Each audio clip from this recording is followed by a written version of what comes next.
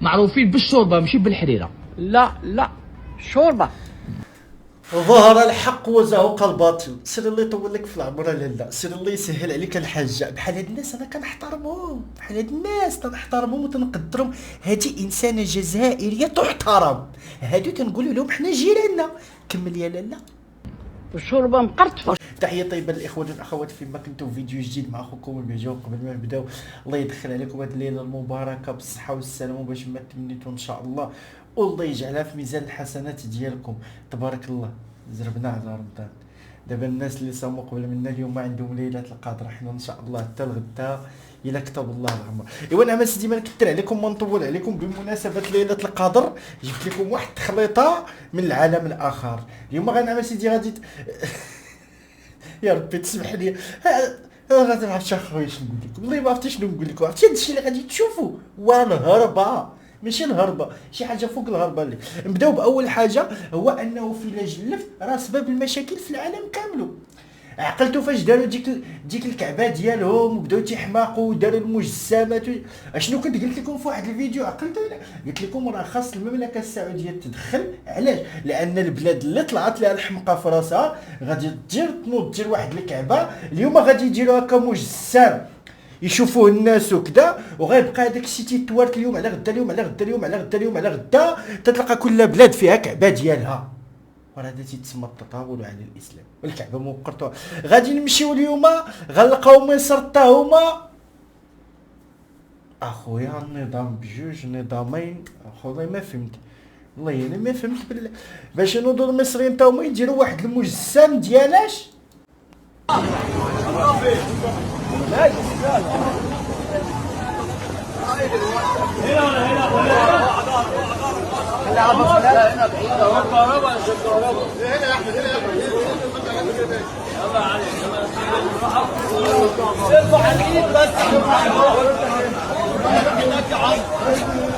لا حول ولا قوة إلا بالله العلي العظيم. لا حول ولا قوة إلا بالله العلي العظيم. راه الرسول صلى الله عليه وسلم قال لنا راه كل بدعة ضلالة وكل ضلالة في النار. وهذا الشيء زعما نتوما بغيتو تبدعوا، زعما نتوما راه تتحبوا الله وتتحبوا الحج والاسلام وبغيتو تجيبوا زعما تحتفلوا بهذاك المجسم. اش من احتفال اخاي؟ واش من نيتكم؟ هادشي راه تيدخل في البدعه وتيدخل في الشرك.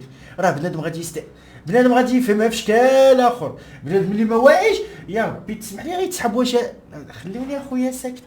ولكن مصر تمشي على نهج اختها في الرضاعه. وبالك عليا حيد نهضر الناس باقي عندهم ما لقاوش الشاري ما لقاوش الناس شاده اخويا. ما كنديروش ترويج الحليب ديال القنيطره، حنا كنقولوا للجزائريين ها الحليب عندنا وشكون داه ها هو. ايوا دابا نتوما المغاربه ما مزيانينش. نتوما دابا المغاربه بداو تقلبوا على الجيران تفقسوهم.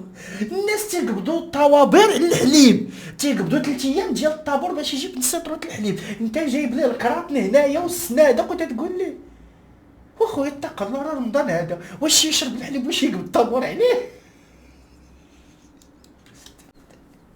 الطلمت كيفاش وصلوا للقوة الهاربة؟ عندنا واحد الخونه هما اللي صيفطوهم، مع العلم أنهم صناعة مغربية 100%. إلى المسؤولين والتجار المغاربة، واش خبركم أنهم يخططون لسرقة الصالون المغربي حتى هو؟ واش ما تعلمتوش الدرس من سرقة القفطان المغربي؟ هل دنانيرهم الرخيصة أغلى بالنسبة لكم من تراث بلدنا وتقاليدنا وهويتنا؟ الله يسهل عليك اخويا كلامك في الصميم. ولكن عندنا شي خوانا شي منبطحين تيموتوا على الفلوس، عندنا واحد الحكومه فيها شي اعضاء وفيها شي مسؤولين عايد ديال الشطابه ورمي الوز. عندنا وزاره الثقافه رمي الوز. شوف سبحان الله العظيم المسائل اللي مكلف بهم صاحب الجلاله طب المعلم. شوف الخارجيه، شوف العلاقات الدبلوماسيه. ها شو الحمد لله بفضل الاب الروحي ديال كل مغربي ومغربيه. الصحراء المغربيه رجعناها ودابا ان شاء الله بغينا نمشيو للصحراء الشرقيه. ها دابا تصور معايا هادو دايرين اعلان قال لك ليفريزون ديسپونيبل 58 ولايه وهذا صالون مغربي. واحد العامين هادي كانوا تيقول لك لا راه الصالون المغربي هذا صالون مغربي. شكون اللي باغ خوتي الصالون المراكي هذا العام هذا؟ ولا تيدخلوا معاك فيه الشباب، واحد الفئه منهم ولا تقول لك هذا الصالون ديالهم، هذا الصالون ديالهم. الله يهدي ما خلقوا صافي. الخونه هما اللي تيديروا لنا هادشي. زيد بالك القفطان عنده تاريخ، هاد القفطان اقدم من شي دوال. الله العظيم الله يطيلو. اجي وقف لهنا. وفين غادي بالقفطان ديال امي؟ غادي بيه غير مصبانه. وشكون قالها لك؟ قالوا غير اجتهاد مني يا سعيده، وتا امي فاطمه منين تشوف القفطان ديالها متصبن ومعلق ومصلوح يعجبها الحال. يعجبها الحال. شوف لك دير قفطان مصبانه غيتصبن ويتصلح وتجيب وتردو. خويا رفيق بوبكر والله الا عرفتي بعدا الهربه بوبكر الله الا تنموت عليه تطلع علينا بصبر. لكن واش لاحظتوا رفيق بوبكر سبحان الله شوف هذا الفيلم كان صحيح وكان تيبقى بقى واخا الشيبوت ولكن تيبان باقي شبابه. هاتي دابا رفيق بوبكر تيبان لك مسكين كبر في العمر صافي وضعاف. خاي البليه راه خايبه الله يعفو عليه الله يعفو عليه. الله الا رفيق بوبكر عزيز عليا ولكن باش تيعجبني تيطلع على البصباعي والبصباعي. شوف تبون رايح تبرح مليار دولار. شوف ولادك هون مليار دولار.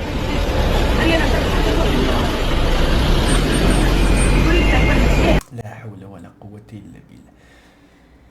هادي في خاطر كاع دوك الشياطة ديال نظام الزريبة. شوف خوتكم فين عايشين. شوف شتي فين عايش في الدل. لا حول ولا قوة الا بالله. والفلوس عا كتشير باش يقسموا المغرب باش يخربوا المغرب مشى خالدان.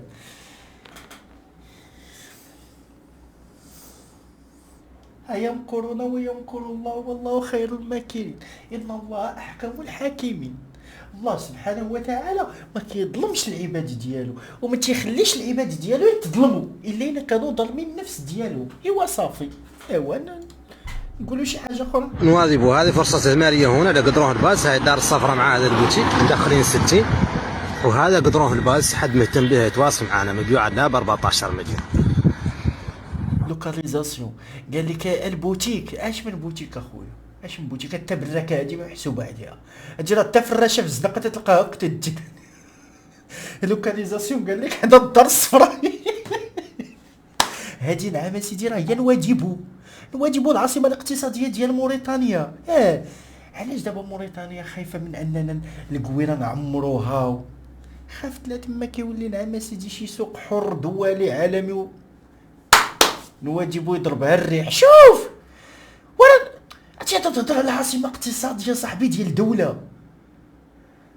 وربي راه خاصنا نوضو نسجدو سجدة شكر وحمدا لله على المغرب.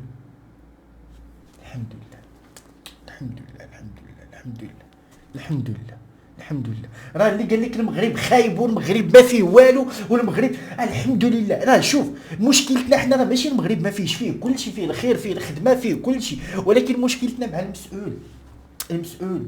كاين بعض المسؤولين نقول لكم الصراحه ويديهم مقطوعه من رحمه الله.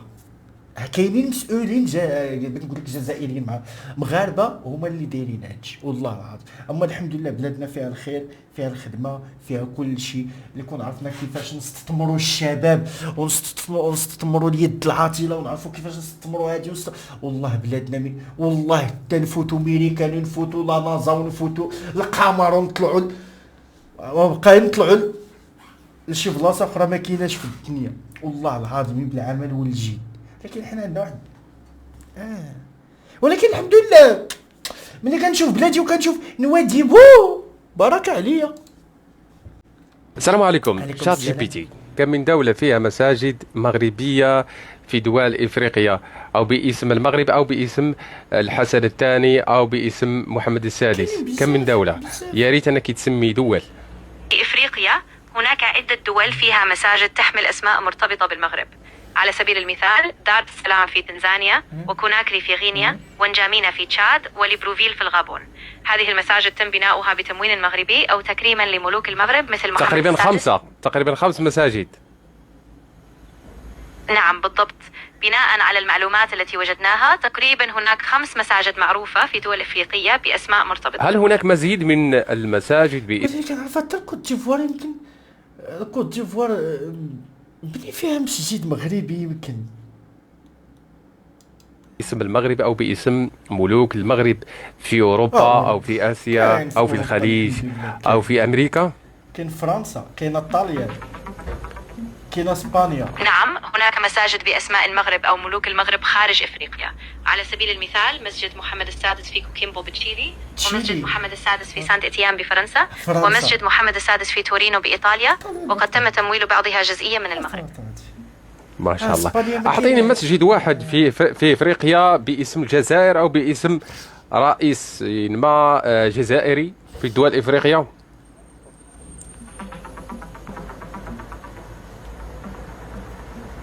لم أتمكن من العثور على مسجد في دول إفريقيا يحمل اسم الجزائر أو رئيس جزائري حتى الآن. في أوروبا ولا في آسيا ولا في الخليج أو في أمريكا، هل هناك مسجد جزائري موجود في هذه القارات؟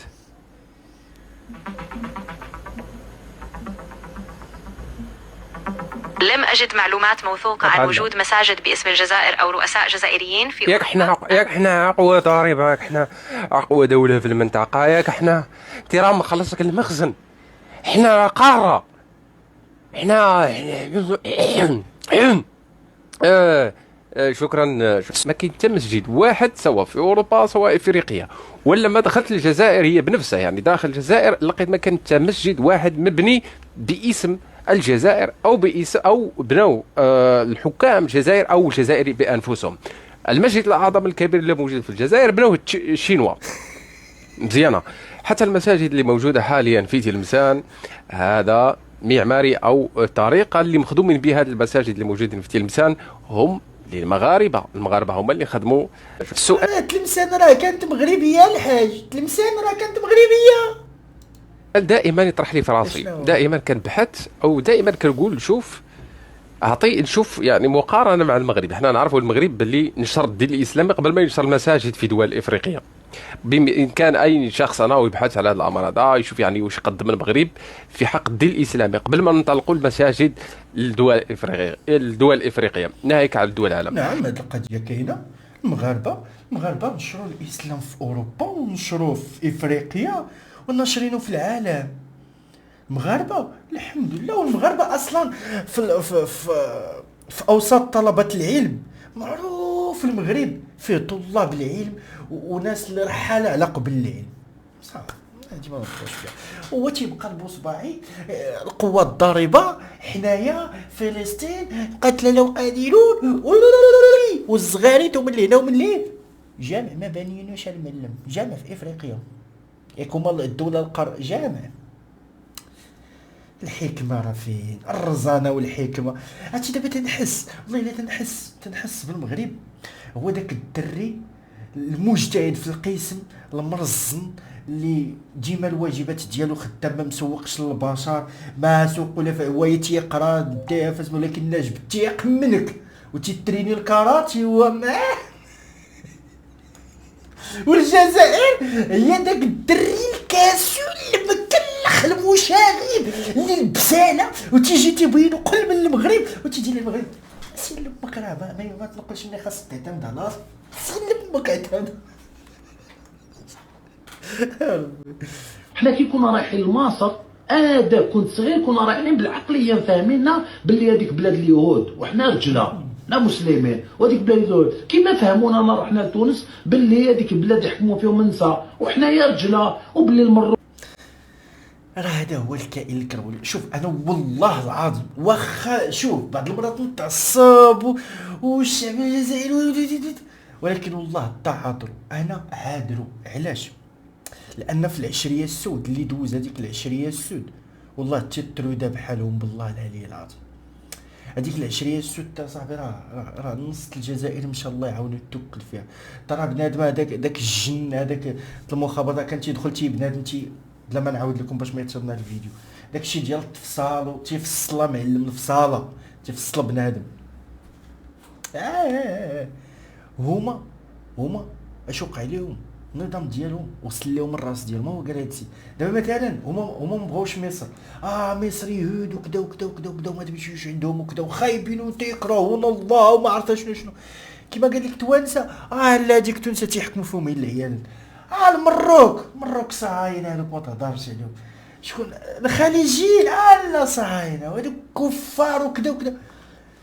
راه الجمل ما تيشوفش دروت وتيشوف دروت صاحبه. ودابا المشكله الكبيره والعويصه كاع هذاك الشيء اللي تيتهموا به العالم فيهم هما.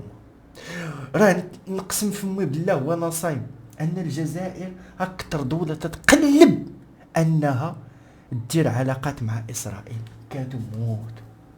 وراه عطاو رشاوي لمحمد عباس وعطاو هالعار يعني توسط لهم مع، ولكن ما عارفين الزريبه فيهم هي الناب الهضره وداك الشيء اللي تيقولوا محشرينهم. واصلا نظام عبيط ما غاديش يدير معاه شي واحد عبيط والله الا عبيط بالله العلي العظيم. هما ما تيعترفوا على راسهم بوحدهم تيبداو شاب علاه قلتو تيوصلوا ليه عقلو وصلوا ليه الدماغ وصلوا ليه. حفيظ دراجي مذيع بين سبور بعد 18 سنة من العمل، هاولي عمل 12 سنة كذلك في 20 سنة في قطر. يعني ما نقولش طردوه، يعني طردوه من التعليق، لأن الوسائل اللي راهي تخلط كتير. هم مطرود من التعليق دائما في البين سبور. لماذا هذا الشيء؟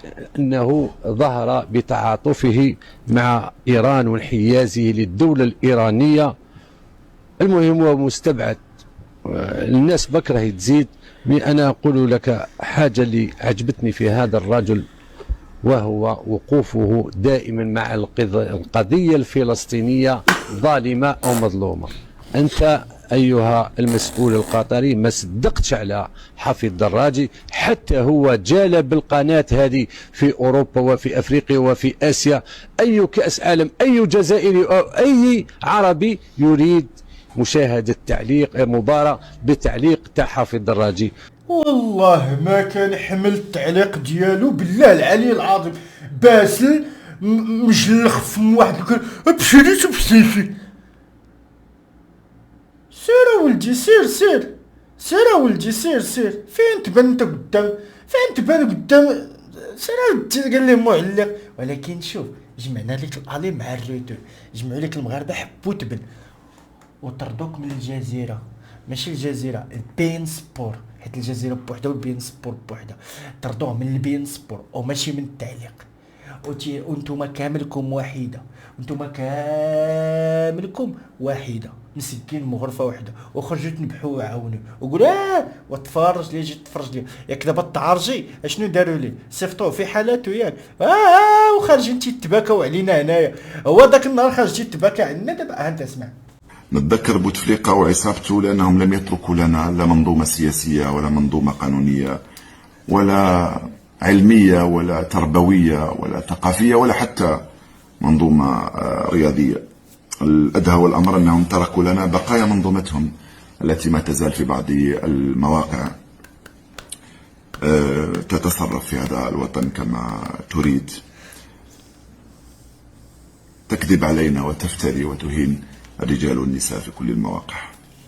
للأسف الشديد لو قدر الله لو عطي الله باتساع انت بينك وبين الله شي صله. عطي الله باتساع سبحانه وتعالى. انت الشيطان في صفه بنادم.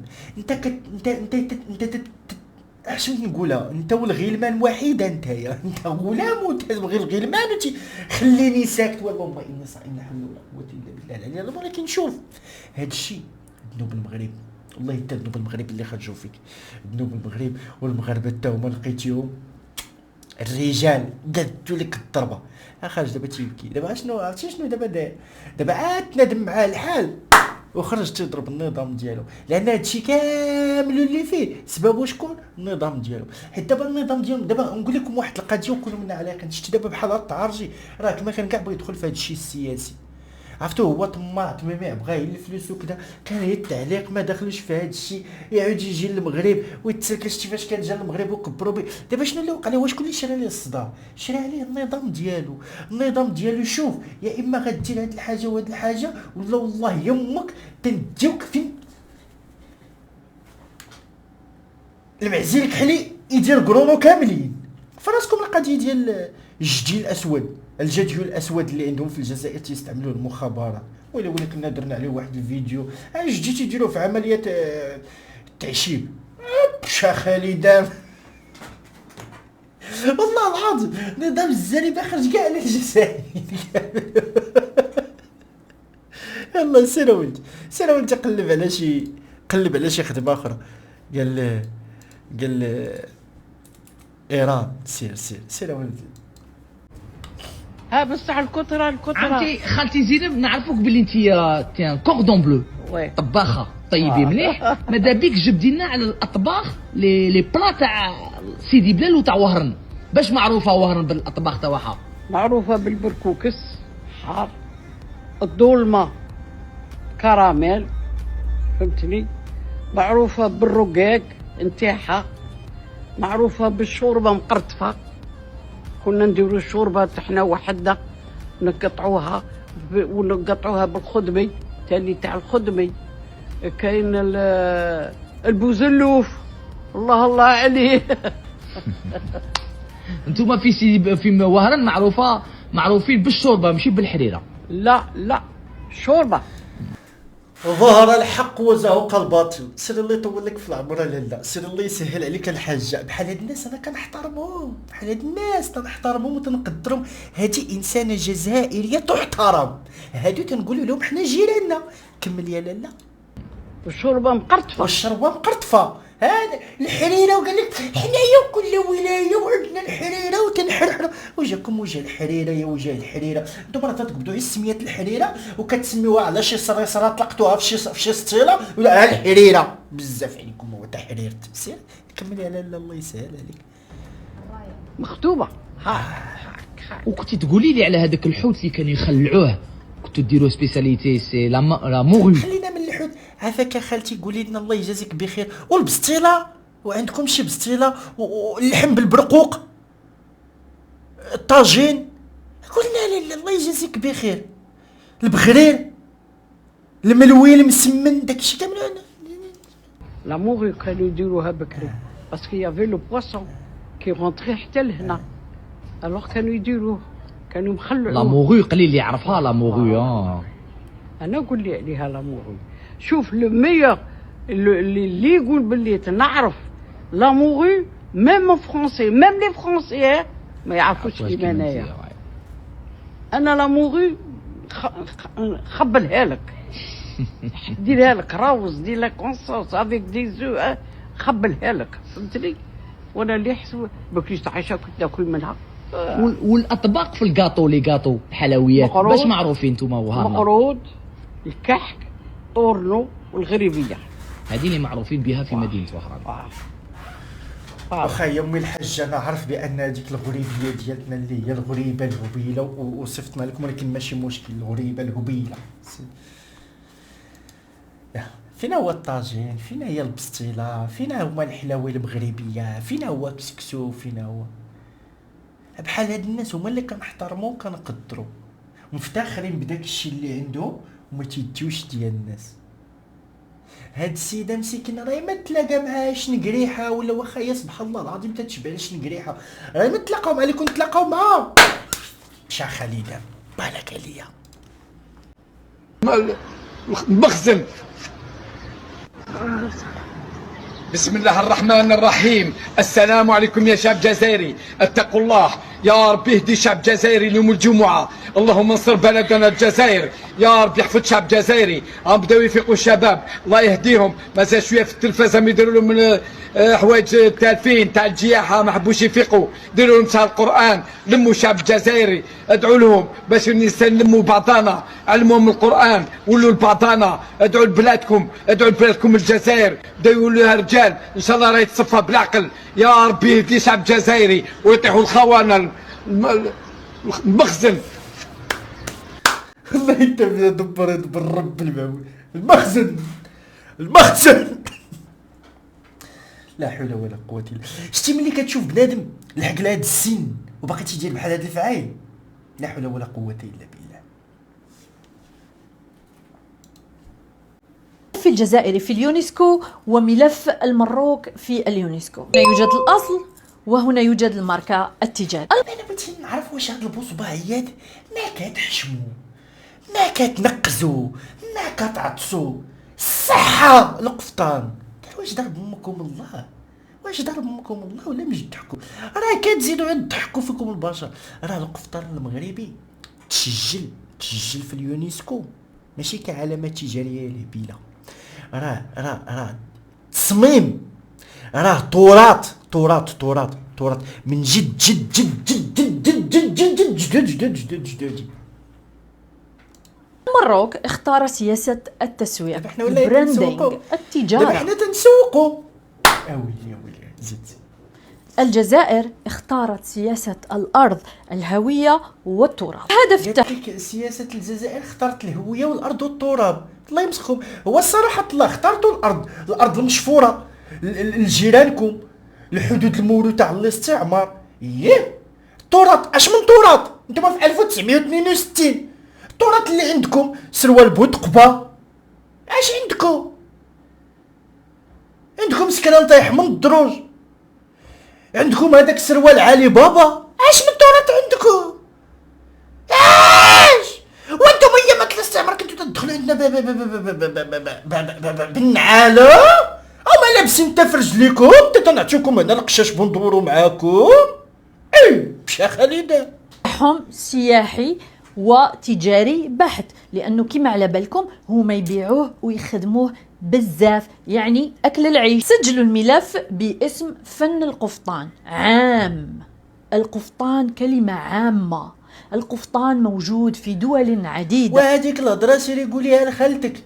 القفطان كاين قفطان واحد في العالم هو القفطان المغربي، وكاينه تكشيطه وحده في العالم هي التكشيطه المغربيه، وكاينه المنصوريه وحده في العالم هي المنصوريه المغربيه. اما داك التزواق وديك اللعيبه لا كان اموي، لا كان تركي، لا كان هادي.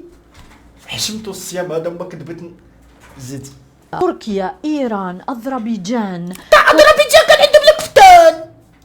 كوسوفو، دول عديدة. القفطان لن ولم يكن حصرا على دولة واحدة. لا، القفطان ديال دولة وحدة.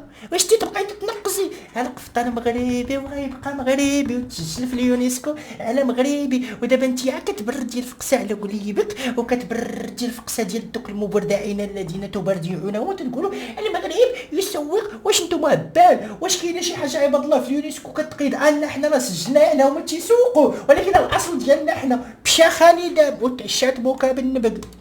عنوانهم هو نقطة ضعف كبيرة، لأن هذه الكلمة موجودة في آسيا وفي إفريقيا، حتى في آسيا وفي أوروبا، القفطان وفي دول عديدة. أما استراتيجية الجزائر فاختارت التحصين. كانت وسيروا حصنوا غير رصاصتكم. حشم دخلونا. فاتها محددة. قفطان شدة المسانية، قفطان في الشرق الجزائري الكبير.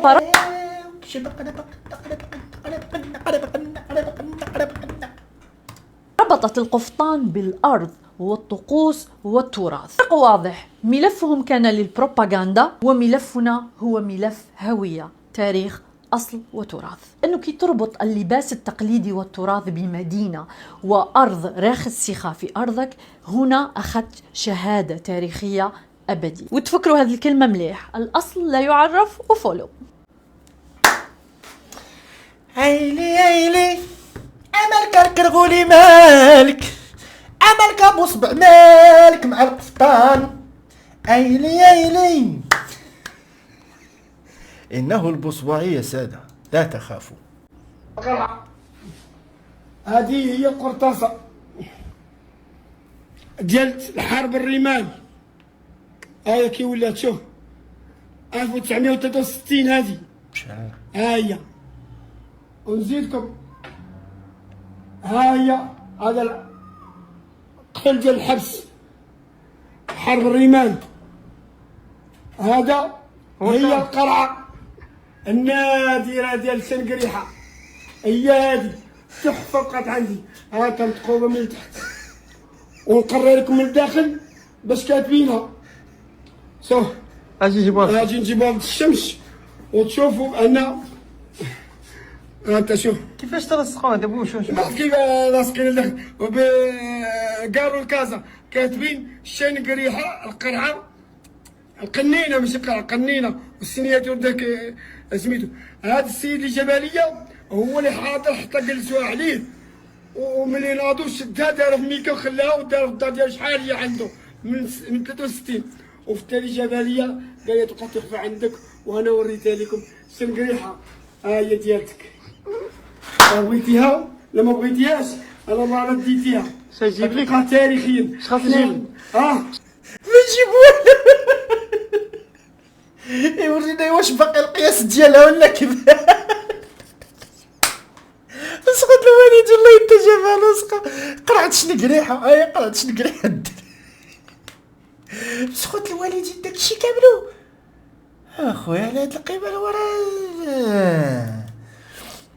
Vous avez dit ce sera la France, quoi qu'il arrive, vous êtes sélectionnable sénégalais et marocain, mais pour vous c'est équipe de France ou rien? Oui, j'ai dit ça parce que je suis né en France, je suis français, je dois tout à la France et à mon pays. Et aller dans une autre sélection parce que j'ai pas été en équipe de France, ça serait un petit peu hypocrite de ma part, parce que ça serait aller dans une sélection à défaut, ça serait un choix par défaut. Donc oui, je suis français, j'aime l'équipe de France et j'ai envie de jouer pour. Et même si je suis jamais sélectionné en équipe de France, je ne changerai pas. خاصك تبقى شاد في هضرتك. الا لعبت مع شي فرقه من غير لا فرنسا انا راه منافق. هذا هو عيسى ديوب، اصل سينيغالي واصل مغربي، وكنا كنتمناو انه يلعب مع المغرب ودفعوا ليه المغاربه عروض ورفض. قال لهم لا انا ما بغيتش هادشي كامل، ما بغيتوش لا انا الا ما لعبتش مع فرنسا ما نلعبش انا. شوف من واحد الناحيه حنا محتاجين ليه كوايري محتاجين ليه بمعنى الكلمه. وديجا كانوا مغاربه داروا لنا هذه القضيه، بحال زياش كان اختار هولندا في الاول، ابراهيم دياز، شحال من لعب ما كانش تيختار المغرب هو الاول. ولكن بالطريقه اللي قالها هذا انا كنتمنى انهم ما يجيبوش. انا كنتمنى هاد الديوب ما يجيش، ما عندنا ما نديرو به. واخا كوايري واخا محتاجين ليه في هاد كاس العالم وكوايري رقيقي ما عندنا ما نديرو به. جلس تا الاخر عاد ولا تيفكر تيقول ويمكن يلعب مع المغرب. علاش؟ لانه هذا هو اخر كاس العالم عنده. الا ما لعبوش راه فاتو، مشى عليه الركب.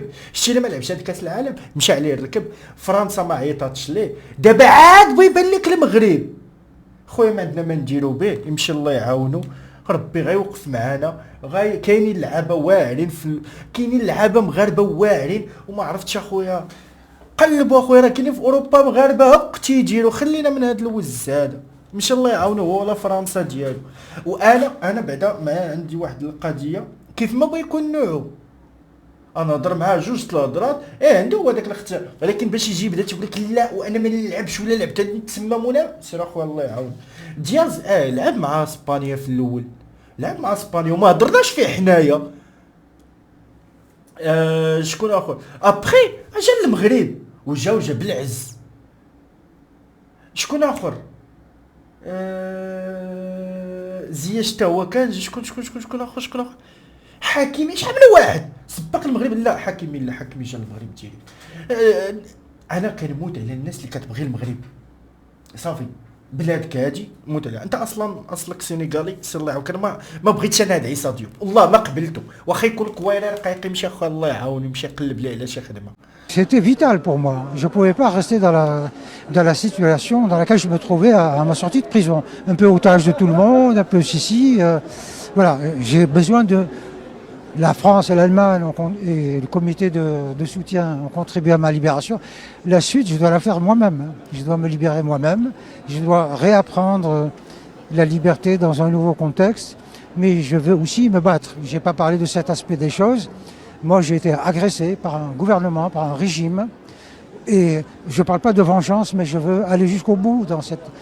Je veux un jour pouvoir aller à la justice internationale et demander des comptes au gouvernement algérien. Pourquoi vous m'avez arrêté? Pourquoi vous m'avez pris une année de ma vie, à moi, à ma femme, etc. Je ne peux pas rester. C'est impossible que j'accepte cette situation. Donc j'irai jusqu'au bout. Et j'ai besoin de me sentir épaulé parce que jusque-là, j'avais l'impression que tout le monde me poussait il faut accepter ta situation. Non, je ne l'accepte pas. Je ne l'accepte pas. Non, mais écoute, mais voilà, les considérations géostratégiques, je ne sais pas, j'en ai rien à fiche, moi, de ça. Il s'agit de moi, de mon épouse, de mes amis, et je veux me battre, voilà. سي بو لا بصلصه ونحن وراءك ندعمك غير رفع دعوه قضائيه على نظام الزريبه على ذاك الاعتقال اللي داروا له سميتو نتفقوا حنا ندعموك تسطح انت وياهم ديك الساعه دبروا راسكم. المهم يا اخواني جينا لنهايه الفيديو. كنتمنى الفيديو يكون عجبكم من الرضا ديالكم. ما تبخلوش علينا بلايك كومونتير اشتراك بارطاجي مع اللي عزيز عليك باش نرجعوا التفاعل ديال هذه القناه. كما كتشوفوا راه القناه رحمها الله اولا غادي نصدقوا مبدلين المحتوى.